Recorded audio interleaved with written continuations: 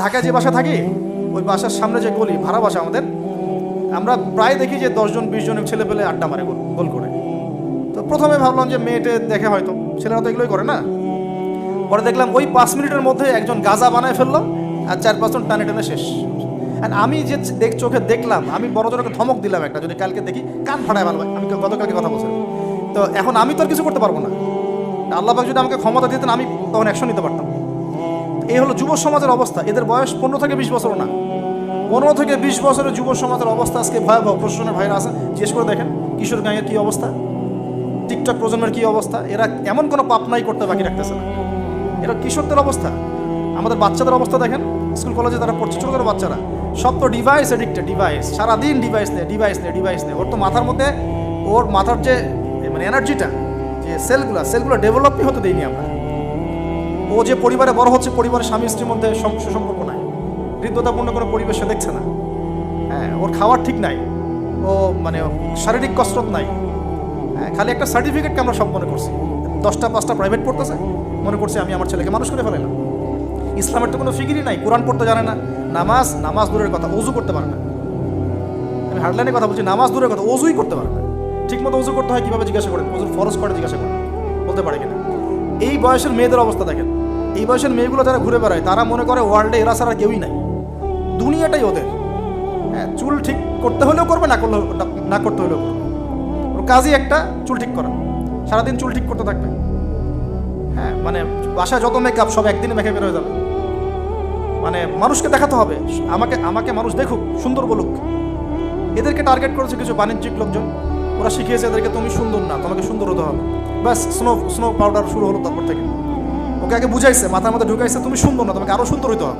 ব্যাস, তারপর এই যে এই ক্রিম সেই ক্রিম, ব্যবসা শুরু হয়ে গেল, এই পার্লার সেই পার্লার। মানে এই মেয়েগুলার, আপনি বিশ্বাস করেন, এই টিকটক প্রজন্মের কথা বলছি, কিশোর গ্যাংয়ের কথা বলছি, ছেলেরা যতটা না বদ, এই মেয়েদের একটা বড় অংশ তার চেয়ে অনেক বেশি বদ, অনেক বেশি। তারা চায়, কিছু কিছু মেয়ে চায় যে তাকে যেন টিস করা হয়, কিছু কিছু মেয়ে চায় যে সে ছেলের পিছনে বাইকে করে ঘুরবে।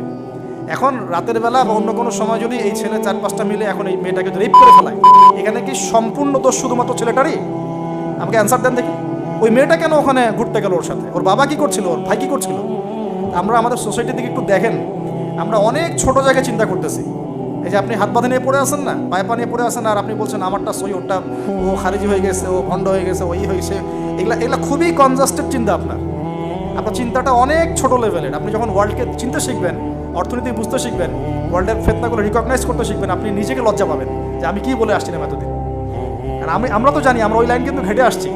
আপনি কোন জায়গায় চিন্তা করছেন, কোন জায়গায় আপনার চিন্তা থেমে যাবে, ওটা আমি জানি। ওর পর থেকে আমি আপনাকে চিন্তা করতে বলতে পারবো। ঠিক আছে, অনেক ডিপে আছে। পুরো ওয়ার্ল্ড নিয়ে ভাবেন। দেখেন আমাদের সোসাইটিগুলোর দিকে তাকান, আমাদের ইয়াং জেনারেশনকে দেখেন, আমাদের শিক্ষার দিকে দেখেন না একটু। আমাদের এই যে যুব সমাজ সামনে বসে আছে, জিজ্ঞাসা করেন এই 15-20 বছর তারা পড়াশোনা করেছে, তারা কতটুকু কোরআন শিখেছে, কতটুকু হাদিস শিখেছে। আমাদের এখানে অনেক সিনিয়র ভাই আছেন, আমাদের পিছনে অনেক বরেণ্য ব্যক্তিরা আছেন, তারা এখন আফসোস করেন যে আমাদের বয়স 40 হয়ে গেছে, কোরআন শিখতে পারি নাই, 40টা হাদিস তো পড়তে পারি না, হুজুর এটা কি হবে, এটা কি হবে। এটা আপনি জিজ্ঞাসা করা মানেই তো এটা লজ্জাজনক যে আমি তাহলে কি করলাম সারা জীবনে। তাহলে শিক্ষা ব্যবস্থার মধ্যে কোথায় সংস্কার দরকার আমাদেরকে ভাবতে হবে, বা আমাদের যারা কর্তৃপক্ষ আছেন তাদেরকে বোঝাতে হবে জিনিসগুলো। অর্থনীতি নিয়ে কি বলবো, এটা নিয়ে বলার তো কিছুই নাই, সব জায়গায় সুদ আর সুদ। অনেক দিন আগে যে বলেছি ক্যাশলেস সোসাইটির কথাই, ক্যাশলেস সোসাইটি এখন বাস্তব। আপনি চায়নায় যান, আপনি কোনো ক্যাশ পাবেন না। চায়নাতে কোনো ক্যাশই নাই, আপনাকে সব ডিজিটাল মানিতে লেনদেন এক্সচেঞ্জ করতে হবে।